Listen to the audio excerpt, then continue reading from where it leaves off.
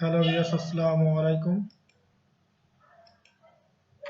Artificial intelligence কোর্সটিতে আপনাদের স্বাগত। আজকে এই কোর্সটির আমার দ্বিতীয় টিউটোরিয়াল। প্রথম টিউটোরিয়ালে আমি আলোচনা করেছি আর্টিফিশিয়াল ইন্টেলিজেন্সটা আসলে কি। আজকে আমি আমার এই দ্বিতীয় টিউটোরিয়ালে আরেকটু আর্টিফিশিয়াল ইন্টেলিজেন্স সম্পর্কে একটু আইডিয়া দিব। এখানে আমি একটা কোশ্চেন লিখছি, হোয়াট ইজ আর্টিফিশিয়াল ইন্টেলিজেন্স, যেটার ডেফিনেশন আমি আমার প্রথম টিউটোরিয়ালে দিয়ে দিয়েছি। এবং এই টিউটোরিয়ালে আমি আরেকটু এই সম্পর্কিত আরেকটু তথ্য দিব বা আরেকটু ব্যাখ্যা করব, যাতে আপনারা বুঝতে পারেন আসলে আর্টিফিশিয়াল ইন্টেলিজেন্সটা কি। আর্টিফিশিয়াল ইন্টেলিজেন্স সমৃদ্ধ যে সমস্ত ডিভাইসগুলো, সেগুলোর কোন কোন বৈশিষ্ট্যগুলো থাকতে হবে। প্রথমত আমাদের থাকতে হবে যদি একটা সিস্টেম, যদি system that things like human. আপনি এমন একটা সিস্টেম তৈরি করছেন যেটা হিউম্যান অর্থাৎ মানুষের মতো যদি কি করতে পারে, চিন্তা করতে পারে ওই সিস্টেমটা, তখন আমরা ওটাকে কি বলতে পারি, আর্টিফিশিয়াল ইন্টেলিজেন্স।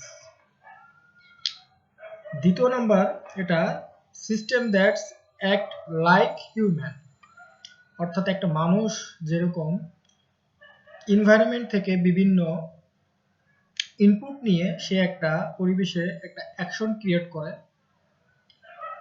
সিস্টেমটা ঠিক যদি সেরকম ঠিক একই রকম যদি কাজ করে থাকে, তাহলে সেই সিস্টেমটাকে আমরা বলতে পারি সেটা একটা আর্টিফিশিয়াল ইন্টেলিজেন্স।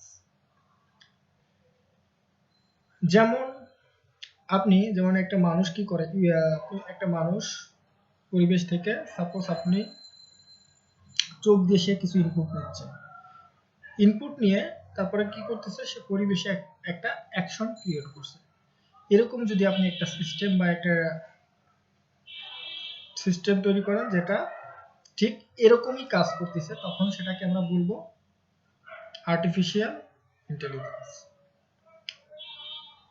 তৃতীয় নম্বর যে বৈশিষ্ট্য থাকতে হবে আর্টিফিশিয়াল ইন্টেলিজেন্স হতে গেলে, সেটা হলো সিস্টেম দ্যাট থিংস রেশনালি। অর্থাৎ সিস্টেমটি যদি রেশনালি ভাবে থিঙ্কিং করতে পারে বা চিন্তা করতে পারে বা কাজ করতে পারে, তাহলে সেই সিস্টেমটাকে আমরা বলতে পারি আর্টিফিশিয়াল ইন্টেলিজেন্স।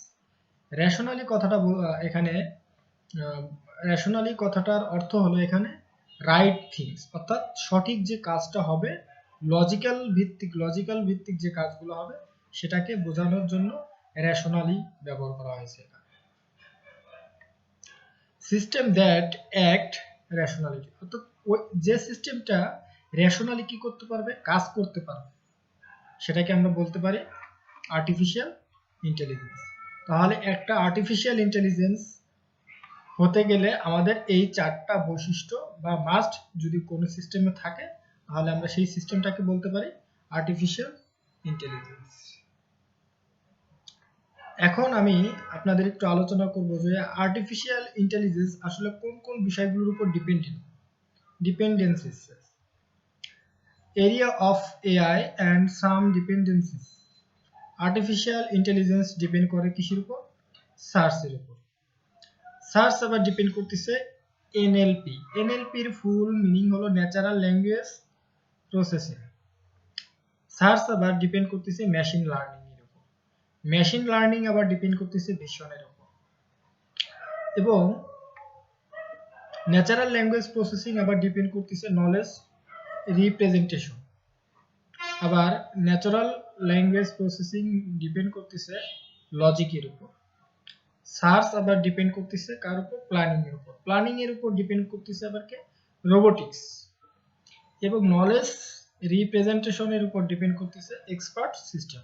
অর্থাৎ এইগুলো হলো এআই এরিয়া, অর্থাৎ এই সমস্ত ইস্যুর উপর ডিপেন্ড করেই আর্টিফিশিয়াল ইন্টেলিজেন্স গুলো তৈরি করা, সিস্টেমগুলো ডিজাইন করা হয় বা তৈরি করা হয়। তাহলে আশা করি আপনারা বুঝতে পেরেছেন যে আর্টিফিশিয়াল ইন্টেলিজেন্স কোন কোন ক্ষেত্রে বা কোন কোন বিষয়গুলো নিয়ে আলোকপাত বা আলোচনা করা হয়।